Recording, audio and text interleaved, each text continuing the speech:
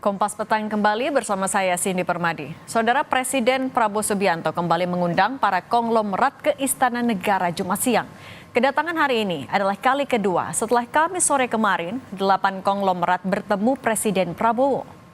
Nampak hadir Andi Syamsuddin Arsyad atau Haji Isam, Boy Thohir, Antoni Salim, dan Sugianto Kusuma atau Aguan. Menurut Boy Thohir, para pengusaha diundang untuk bersama-sama mendukung sejumlah program Quick Win Presiden Prabowo, seperti makan bergizi gratis, perumahan, hingga Danantara. Bapak mengutarakan program-program Danantara, makan gizi gratis, perumahan, terus ya kita semua para pengusaha dan Kadin semua ya mensupport karena memang itu bagus sekali untuk Indonesia lah gitu. Jadi kenapa? Pengusaha yang kemarin bertemu presiden hari ini diundang lagi gitu ya? Kita salah satu yang diundang. Banyak kok, ada yang lain. Yang lain nggak tahu. Pak Arsyad, Pak Anin, Pak Khairul Tanjung semua. Okay. Banyak. Pak, pertemuan undangan. Iya, undangan apa Pak? Apa itu Pak? Belum tahu. Oke. Ada tamu negara juga Pak? Ya. Ini spesifiknya ke program prioritas pemerintah juga Pak Aguan? Betul. Ada salah satunya soal PSN atau Bukan. MBG atau Danantara Pak? Banyak dibahas. Tapi dua itu termasuk yang investasi ya Pak? Oke, thank you ya Pak. Sebelumnya, pada Kamis sore, Presiden Prabowo menerima 8 taipan di Istana Kepresidenan Jakarta. Bersama 8 pengusaha besar ini, Prabowo membahas pelaksanaan makan bergizi gratis hingga BPI Danantara. 8 konglomerat yang diterima Prabowo, yakni Antoni Salim dari Salim Group, Sugianto Kusuma alias Aguan dari Agung Sedayu Group, Prajogo Pangestu dari PT Barito Pacific Tbk, Garibaldi Thohir alias Boy Thohir dari Adaro, Franky Wijaya dari Sinarmas Group, Dato Sri Tahir dari Mayapada Group, James Riyadi dari Lipo Group, serta Tommy Winata dari Arta Graha Group.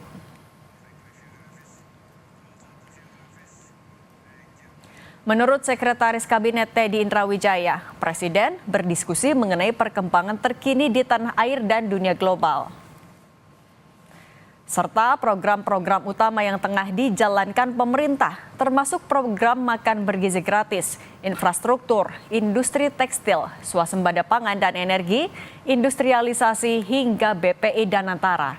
Presiden juga mengapresiasi dukungan yang diberikan pengusaha terhadap berbagai kebijakan dan program pemerintah.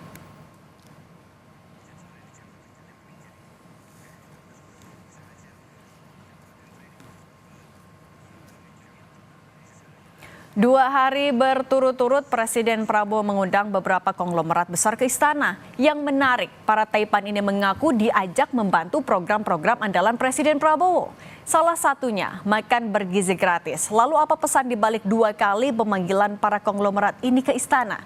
Kita bahas bersama mantan wartawan Istana Harian Kompas Soehartono. Lalu ada ekonom Indef M. Rizal Taufikur Rahman dan Ketua Pindo Sinta Kamdani. Selamat petang semuanya. Selamat petang, Mas Rizal. Terdengar suara studio? Oke, saya mau ke Mas Har dulu. Mas Har, 2 kali dipanggil ke istana. Kemarin tertutup, didampinginya sama Mensesnek dan Seskap. Sekarang dengan diundang lagi tapi terbuka. Sebenarnya topik pembahasannya sama, tapi memang ada sesuatu yang pengen dibahas lagi secara formal hari ini atau memang berbeda topik? Sebetulnya sama topiknya, hanya kemungkinan kemarin kan lebih disebut-sebutkan hanya brainstorming dengan para pengusaha. Nah, hari ini adalah follow up. Makanya diajak dari Kadin dan beberapa menteri terkait untuk menindaklanjuti apa yang sudah disampaikan oleh para taipan itu. Dan memang spesifik minta pelibatan di program prioritas? Ya, mereka memang diminta karena memang tanpa mereka sulit. Terutama di tahun depan anggaran kita sangat mepet sekali. Sehingga diperlukan partisipasi mereka untuk selain investasi kan juga menggulirkan dananya nanti dalam seperti Danantara maupun program unggulan di makan bergizi gratis. Tapi sebetulnya ini mereka bukan cuma 2 hari saja. Dari hari Senin saya mendapat cerita, Senin, Rabu, sampai Kamis Jumat ini memang Presiden fokus untuk bagaimana Danantara ini bisa berkembang, bisa merangkul para pengusaha untuk berinvestasi. Jadi itu sudah dirancang mulai dari hari Senin, khusus dengan Pak Pandu CS, lalu hari Rabu juga Menteri Investasi, dan hari Kamis adalah para pengusaha. Artinya gambaran besarnya soal Danantara sebenarnya?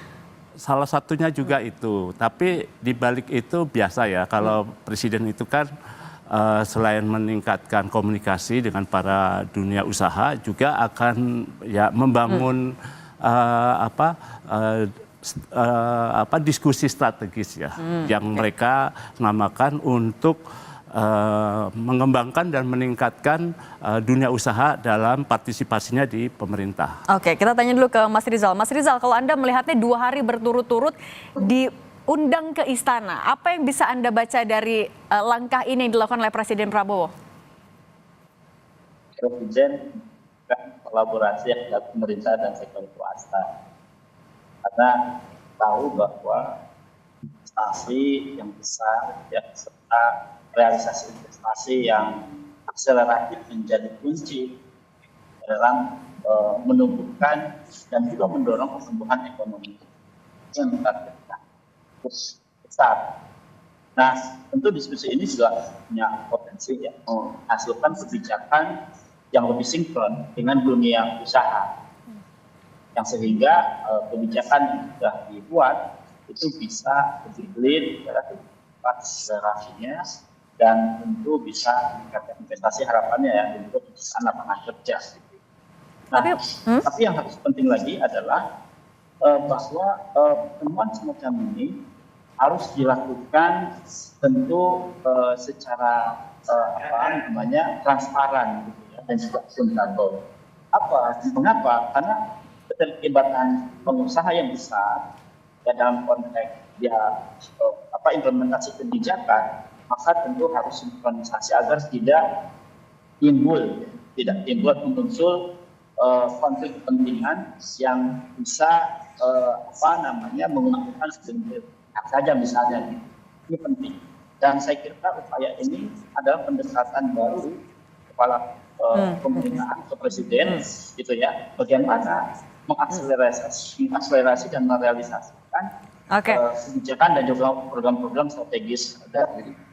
Oke, Mas Rizal, audionya tidak jelas, kami coba perbaiki dulu. Sekaligus kami juga mau sapa, ada Bu Sinta Kamdani, Ketua Apindo. Bu Sinta, selamat petang. Selamat petang. Bu Sinta, tapi kalau dari pengusaha, dari kacamata pengusaha, melihat Presiden secara aktif melibatkan Taipan ini di program prioritas pemerintah, Anda melihatnya bagaimana?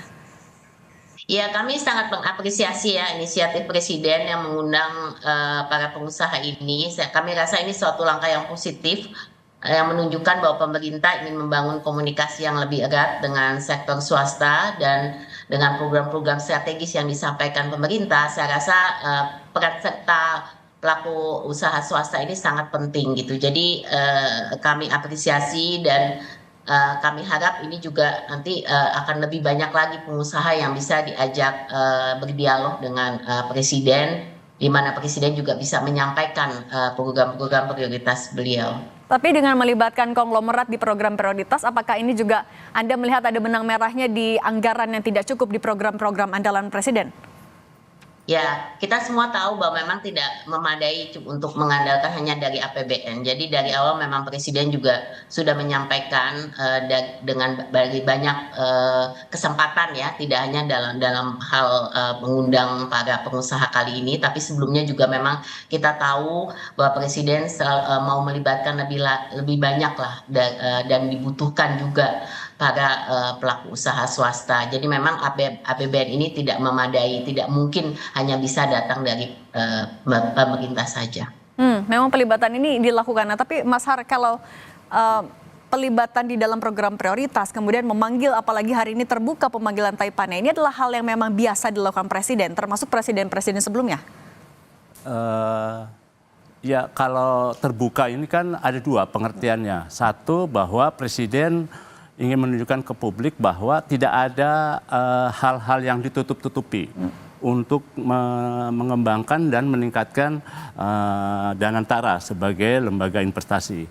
Yang kedua adalah dengan ditampilkan ke publik, ini publik jadi tahu, oh ini pengusaha-pengusaha ini. Jadi mereka diberi tanggung jawab. Nah, kalau mereka tidak ikut serta membantu pemerintah dalam investasi di Danantara, publik akan punya penilaian tersendiri terhadap para pengusaha yang sudah dipertontonkan kepada publik itu. Nah, presiden-presiden itu catatan saya setiap kali ada program besar selalu minta dukungan pengusaha. Mulai dari Pak SBY misalnya. Pak SBY juga dulu mengundang beberapa pengusaha besar ya. Saya ingat pernah diantar oleh Kapolri Pak Sutanto, itu ada. Lalu di eranya Pak Jokowi sebelum memutuskan dan membahas rancangan undang-undang tax amnesty, Pak Jokowi mengundang lebih banyak lagi pengusaha-pengusaha itu untuk makan malam di istana. Acaranya tertutup, bahkan foto pun nggak boleh keluar. Tapi ya pada era itu sulit ya, foto itu akhirnya keluar, kita tahu, dan itu jadi masalah sampai sekarang. Nah, dari rangkaian pemanggilan para Taipan yang di era Pak Jokowi, catatan saya ada 2 yang sekarang pun dipanggil. Dari 8 dan waktu itu ada sekitar 15 konglomerat, yaitu Franky Wijaya dan Dato Tahir. Yang juga dipanggil lagi ya? Ini 2 pengusaha yang di era Pak Jokowi dipanggil, di era Pak Prabowo pun dipanggil. Oke, saya mau tanya lagi ke Mas Rizal. Mas Rizal, bisa dengar suara studio sekarang? Ya. Oke, Mas Rizal, tapi kalau Anda membacanya sebenarnya, bagaimana pasar bakalan merespons deretan nama konglomerat yang dipanggil dan dilibatkan langsung oleh Presiden di program Quick Win-nya? Tapi jangan dijawab dulu, kita lanjutkan di Kompas Petang sesaat lagi usai jeda. Masih soal undangan Presiden Prabowo kepada konglomerat ke istana. Saya lanjutkan, Mas Rizal, tapi kalau menurut Anda sebenarnya apakah soal keterbatasan anggaran ini disampaikan belak-belakan juga ke dari Presiden kepada Taipan? Ya, memang nampaknya akan begitu ya. Apalagi kan efisiensi menjadi strategi yang dicoba diambil oleh pemerintah pada saat ini. Yang kemudian bagaimana mengoptimalisasikan ya Danantara untuk mencoba mendorong realisasi investasi untuk pertumbuhan ekonomi yang jauh lebih accelerable. Dan tentu market juga kalau kita lihat gitu ya, dengan adanya pemanggilan ini sebagai sinyal positif gitu ya. Bahkan kalau kita lihat di indeks harga saham gabungan misalnya hari ini, beberapa memang ada peningkatan gitu ya, positif gitu ya. Dan artinya apa? Artinya bahwa langkah yang dilakukan ini akan memberikan sentimen pada investor lokal gitu ya, dan ini tentu menjadi sinyal yang baik gitu. Nah untuk itu maka saya melihat begitu ya, dan juga membaca bahwa pertemuan ini atau pemanggilan ini adalah pendekatan baru yang dilakukan oleh Pak Prabowo, bagaimana peran dari swasta untuk mendukung program-program strategis atau quick win-nya pemerintahan Prabowo, yang notabene punya target yang harus dicapai dengan target yang tentu pertumbuhan juga yang tinggi, kemudian juga penyerapan tenaga kerja yang banyak gitu ya, yang tentu juga ini menjadi harapan dari pertemuan itu gitu. Dan ini jadi sinyal bahwa tidak hanya investasi luar negeri yang diharapkan, tapi juga investasi dalam negeri yang menjadi harapan untuk pertumbuhan ekonomi ke depan. Nah saya mau ke Bu Sinta. Bu Sinta, ini kan memberikan sentimen yang positif, tapi kan dalam bisnis, kalau dari pengamatan Anda sebenarnya ketika ada kerjasama antara konglomerat besar dengan pemerintah, timbal balik yang akan diminta dari para konglomerat ini dari pemerintah biasanya apa sih? Ya, tentu saja sama saja ya, untuk semua proyek itu pasti ada aspek komersialitasnya ya. Jadi itu pasti harus dilihat, proyek itu kan punya feasibility. Jadi investor ini kita mesti memandang investor lokal maupun luar negeri itu kan sama, mereka itu investor. Berarti mereka mau berinvestasi dengan adanya aspek tentu saja komersialitasnya. Tapi dalam sisi lain kami melihat bahwa dalam konteks ini kan positifnya mau dijalin kerjasama strategis ya. Jadi dengan kata lain di sini momentum daripada launching Danantara ini Presiden Prabowo mengambil momentum itu untuk juga mengajak pengusaha lokal untuk ayo kita lihat.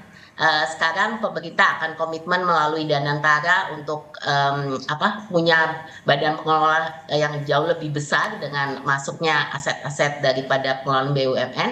Tapi dari sisi lain, yuk sekarang pelaku pengusaha nasional swasta juga ikut serta gitu ya. Jadi ini momentum sebenarnya lebih untuk meningkatkan tadi citra positifnya ya, untuk bahwa momentum ini diambil juga. Jadi ini bukan kesempatan pertama yang bahwa beliau mengajak dialog ya pengusaha. Sebenarnya ini udah juga dari awal kampanye beliau juga selalu beliau mengajak pengusaha untuk berpartisipasi. Tapi ini momentumnya mungkin karena timingnya launching Danantara, kemudian Presiden mengundang lebih kelompok-kelompok lebih kecil mungkin ya untuk kemudian menyampaikan program-program strategis beliau. Tapi ujung-ujungnya tadi adalah untuk menarik investasi, dan untuk investasi jelas ya aspeknya sebagai pengusaha melihat investasi di proyek seperti apa ya kan, bagaimana return of investment yang mereka bisa dapatkan dari investasi ini. Tapi kita juga melihat ini mungkin satu hal penting yang tak kalah penting adalah tadi banyak aspek mungkin dari aspek sosialnya juga ya, yang pengusaha diharapkan dapat berperan dalam menciptakan kesejahteraan juga bagi masyarakat. Nah ini mungkin kadang-kadang yang nggak terlihat langsung gitu ya, seperti yang berhubungan dengan makan bergizi gratis dan lain-lain. Ini kan banyak aspek kesejahteraan masyarakatnya juga. Tahan dulu Bu Sinta, saya mau ke Mas Har. Kalau Mas Har sendiri kan tadi sebenarnya ini menciptakan sentimen positif untuk di perekonomian, tapi bagaimana Presiden akan bisa menjelaskan ke publik atau menjaga sentimen itu tetap positif di publik agar tidak mikirnya aduh kalau program prioritas tapi ada pengusaha, mungkin akan ada aspek komersial atau ada efek-efek lain yang mungkin akan dipertanyakan juga oleh publik. Jadi ya dengan pelibatan para pengusaha itu ada jaminan dari mereka pengusaha bahwa program-program yang akan dilakukan pemerintah itu dapat berjalan. Kalau mereka berpartisipasi dengan aktif dan juga pengelolaan Danantaranya juga bisa lebih baik dan juga transparan dan bisa memberi harapan buat menambah anggaran, pasti ini akan ditopang dan bahkan didukung juga oleh masyarakat. Artinya pelibatan pengusaha itu sangat baik dan bisa memberi citra positif, terutama di Bursa Efek juga akan memberi dampak yang baik.